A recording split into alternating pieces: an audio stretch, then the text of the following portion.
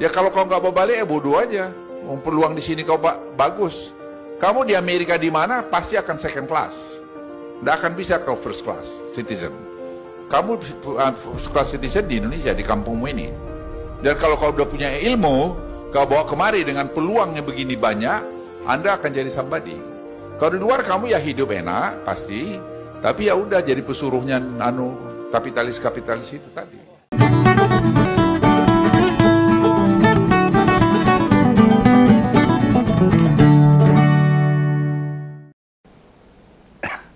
Ini tiba-tiba di medsos itu rame, hashtag kabur aja dulu. Dan tagar itu seolah-olah merespon omongannya Pak Luhut. Dalam sebuah acara yang kebetulan Om Bengawan nggak tahu itu kapan itu. Intinya itu Opung menyebut mahasiswa kita yang kuliah di luar negeri lalu nggak pulang itu bodoh amat gitu. Loh, Pak Luhut ini gimana ini?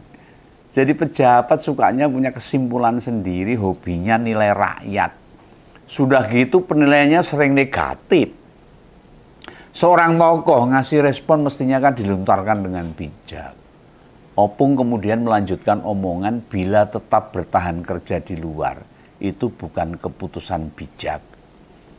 Loh, menurut Ketua Dewan Ekonomi Nasional itu mahasiswa yang kuliah di negara lain, kalau pulang itu kesempatan terbuka lebar. Anda bertahan di luar, tidak akan jadi first class. Dudu wong top lah intinya. Bekerja di negara asing hanya akan jadi pesuruh kapitalis saja. Atau second class, orang kedua. Apakah benar demikian? Tepatkah yang disampaikan Opung Luhut? Tapi sebelum membedah apa yang disampaikan politisi lintas zaman itu, Om Bengawan coba lihat di dalam negeri ini. Beberapa hari ini, muncul banyak demonstrasi, baik anak-anak SMP, SMA hingga anak kuliahan. Mereka mendemo bukan saja perkara makan bergizi loh, tetapi juga perkara Indonesia gelap. Nah, di siang tadi beberapa aksi mahasiswa dan pelajar sudah tak sampaikan. Dan demo mahasiswa sudah merembet ke kota-kota lain. Bertambah yang turun ke jalan, semakin membesar. Mereka mengangkat banyak isu termasuk menolak kebijakan pemerintah tentang pemangkasan anggaran. Dan isu itu besar yang diangkat adalah Indonesia gelap. Nah, para pendemo itu adalah generasi masa depan bangsa ini. Generasi penerus yang masa depannya tidak ingin gelap. Nah, topik itu mereka suarakan sebagai bentuk protes, menolak. Berharap ada reformasi atau revolusi kebijakan yang malah justru menyuramkan bangsa ini. Yang juga menutup cerahnya masa depan generasi milenial dan Gen Z. Lu tidakkah aksi atau suara mahasiswa selaras dengan tagar kabur aja dulu? Dan menolak omongannya mantan Menko Marinvest ini. Indonesia gelap, topik yang secara substansif mesti diperhatikan. Ingat loh, aksi-aksi mahasiswa sudah merembet ke berbagai daerah. Dan dia akan bertambah banyak. Lah kok Pak Luhut bilang aksi Indonesia gelap sebagai kesimpulan buru-buru atau dadakan. Dikira bukan tanpa dasar kuat. Loh, justru aksi-aksi atau turun ke jalan sudah rutin dijalani sejak tahun 2022 loh. Atau paling lambat tahun 2023. Sebelum konstitusi kita itu diacak-acak sama Pak Jokowi yang kemarin itu.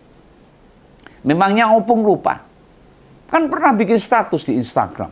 Kalau bansos sebesar 500 triliun, separuhnya salah sasaran. Tidak sampai ke tangan yang tepat. Dan topik ini sekalian menunjukkan generasi muda kita masih peduli. Punya awareness. Walaupun pemerintah yang sekarang ini pemerintah baru dengan presidennya Prabowo, nyatanya penerus Jokowi malah kebijakannya awur-awuran. Ndodro, pangkas-pangkas anggaran semaunya, makan bergizi yang tidak menjawab masalah sesungguhnya. Kabinet yang jumlahnya ora umum, tapi rakyat tidak merasakan manfaatnya langsung dengan kebijakan-kebijakan presiden. Ditambah malah nyanjung-nyanjung mantan. yang menjalankan bansos tidak tepat sasaran tadi. Apa yang dikatakan Luhut, Pak Luhut? Opung tidak usah sok-sokan lah menjanjikan para mahasiswa yang kuliah di luar balik bakalan sukses. Yang hasil kuliah di dalam negeri saja dulu. Kasih kesempatan sukses bisa ndak? Lulusan-lulusan perguruan tinggi di dalam negeri. Berikan mereka lapangan pekerjaan. Jangankan sukses, dapat kerja dengan gaji layak itu sudah untung itu dalam negeri. Itu kualifikasi sarjana. Dan lulus dari kampus gede, kampus negeri. Loh kalau dari kampus-kampus swasta yang biasa, apalagi yang kecil, yang alamat jadi apapun dijalani. Meskipun dia punya sematan sarjana. Luhut Binsar Panjaitan ini kok ya dipakai terus di pemerintahan. Heran ini pegawai ini. Padahal sebelum mengakhiri jabatan di periode kemarin, wis berjanji loh. Ameh pensiun katanya ini. Istirahat. Momong putu loh. Ya, karena usia dia sudah 77 tahun. Nah ngapain orang usia 77 tahun masih kerja di pemerintahan? Yang kayak gini ini kan menutup kesempatan generasi muda buat dapat pekerjaan. Bahwa sudah pensiun, kan dia punya perusahaan gede, kerja dan ngurus usahanya sendiri kan lebih enak. Biar negara nyari yang masih muda-muda. Loh kenapa Opung masih bertahan di pemerintahan? Gak menyerahkan pada yang lebih muda. Kan Opung aja gak yakin sama kemampuan generasi penerus. Makanya mereka bertahan di luar negeri, gak mau balik ke Indonesia. Setelah lulus di luar negeri. Coba saja kita periksa. Apakah setelah anak-anak yang kuliah di luar balik ke Indonesia selalu bisa atau berhasil dalam kehidupannya? Loh kalau dari sisi Om Begawan loh ini. Kebanyakan yang berhasil itu ya anak-anak pengusaha.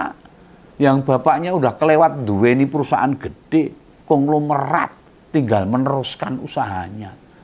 Nek usahanya biasa wae atau si mahasiswa lulusan luar negeri memulai sendiri ya bakalan berat banget. Mulai dari nol nggak gampang. Coba sebut siapa sih pengusaha muda yang lulusan luar mampu mengembangkan usahanya sendiri. Bang Sandiaga Uno misalnya. Pak Erick Thohir, Mas Ardi Bakri, Bung Dito Aryo Tejo dan lainnya itu anak-anak orang tuanya wes memang balung gajah tuh. Andai bukan siapa-siapa, ya ampun nasibnya.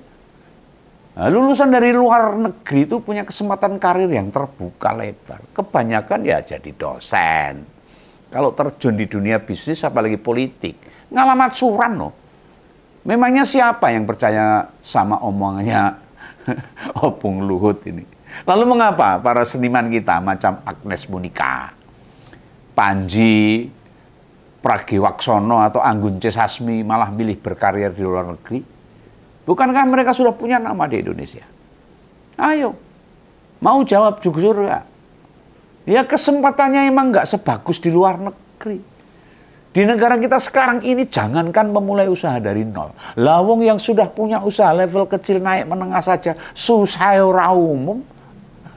Apalagi menengah ke besar. Lantas dari pengusaha besar munggah ke kakap, soyora mungkin itu.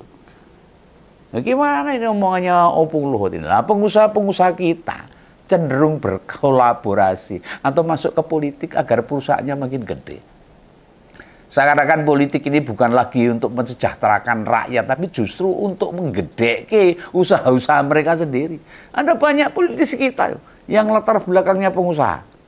Nah, Presiden Prabowo juga pengusaha, Bahlil, Pak Zulhas Airlangga, Pak Abu Rizal Bakri, dan Pak Haritanu, Pak Surya Paloh, dan ratusan nama lainnya seorang pengusaha yang terjun ke politik. Tentunya salah satu tujuan untuk mengamankan usahanya, supaya semakin gede, semakin banyak kolega. Mereka tahu kok andai murni jadi pengusaha, ya levelnya mereka tidak pernah naik kelas. Om Begawan akui ada beberapa pengusaha yang tidak mau terjun ke politik.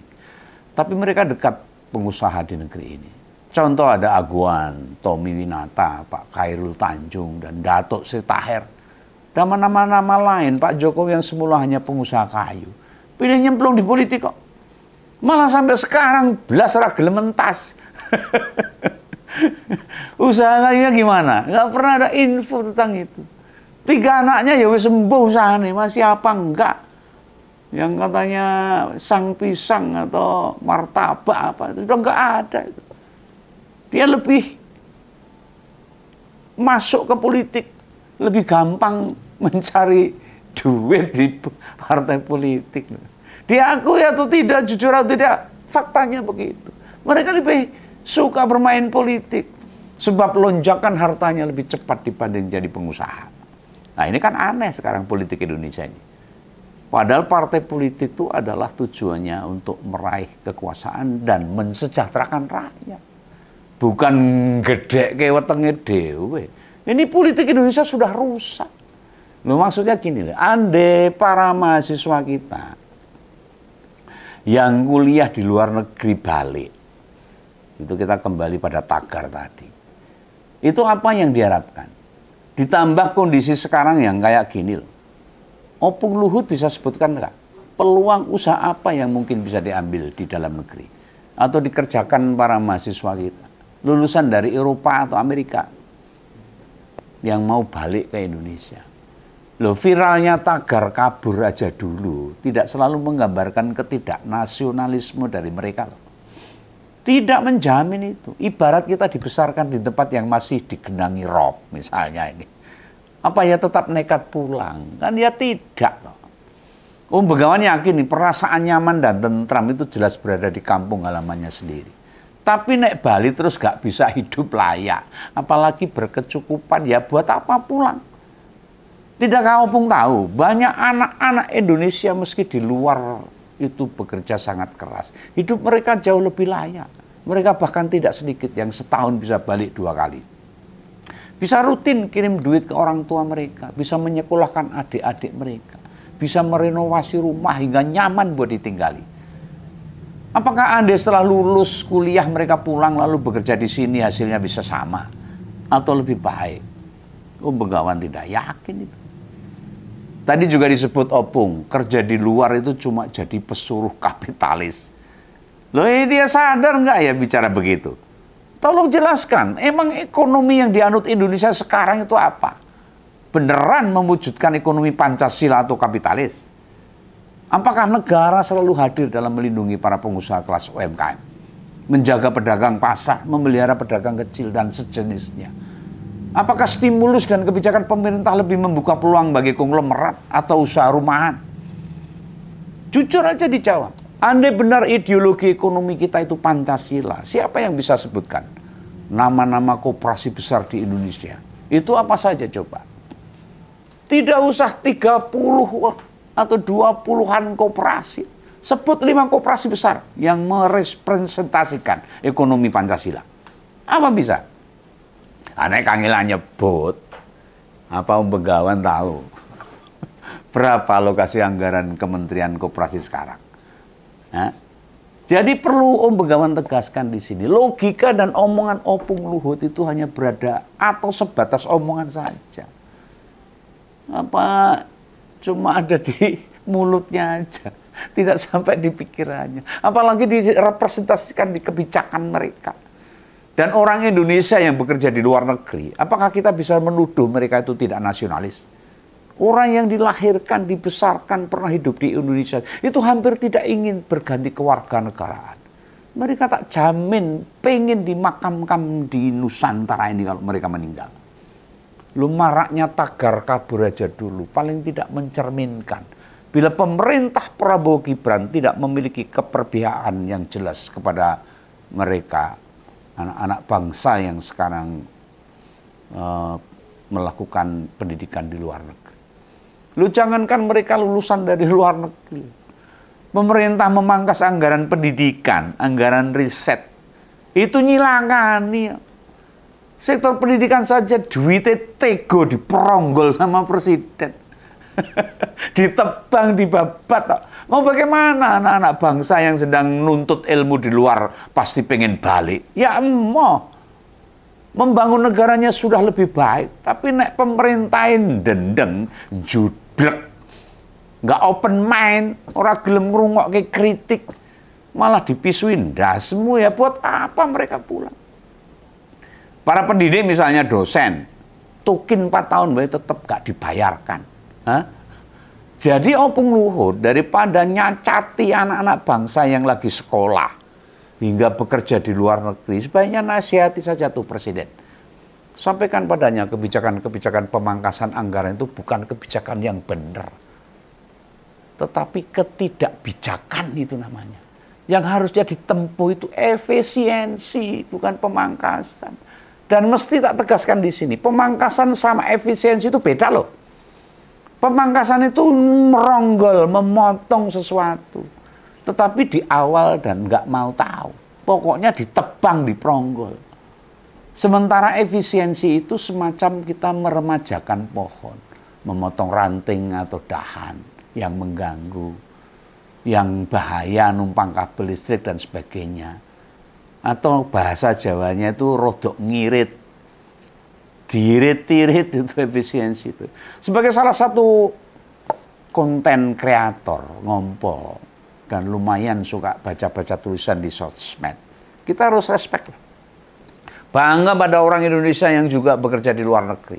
Om Begawan kerap baca statusnya Profesor Sumanto Al-Qurtubi atau Profesor Nardian Shahhusen, Profesor Melani, Profesor Ariel Haryanto, Bukoni Rahakundini, dan masih banyak lagi. Mereka itu di luar sana jadi pendidik, pengajar, dosen, dan bukan dosen bahasa Indonesia loh. Mereka dosen dari keilmuan masing-masing. Artinya universitas luar negeri itu menghargai kecerdasan mereka, anak-anak bangsa ini. Lah kalau mereka balik, mereka mentok, kan ya dosen juga. Atau jadi menteri kayak Wamen Dikti itu, Profesor Stella. Di Indonesia yang bisa nembus first class itu hanya politisi.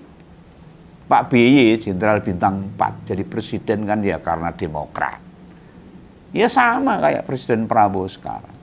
Gus Dur itu kiai dengan sikap toleran yang luar biasa. Bisa jadi presiden ya mergo PKB.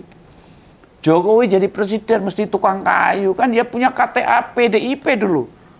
Nek Profesor Habibie jadi presiden itu hanya kecelakaan sejarah karena Soeharto dipaksa mundur dari jabatannya dan dia lereh pada 98. Intinya daripada di dalam negeri gelap, ya tetap lanjutkan aja. Tagar kabur aja dulu. Tempuh karier sebaik-baiknya demi masa depanmu sendiri-sendiri, hai anak-anak muda bangsa ini. Daripada pulang malah dipisui presiden dewe dengan kata-kata ndasmu akan marahi kegelan. Oh ya, ini apa yang saya sampaikan supaya anak-anak muda di Indonesia tetap semangat dalam belajar untuk menuntut ilmu demi nasib bangsa dan nasib anak-anak muda itu sendiri. Dan jangan lupa, Ngompol sebentar lagi akan masuk episode spesial yang ke-1000. Pokoknya ada yang menarik lah, tunggu saja. Itu ya, salam Begawan, salam Ngompol, jangan lupa subscribe. Dadah.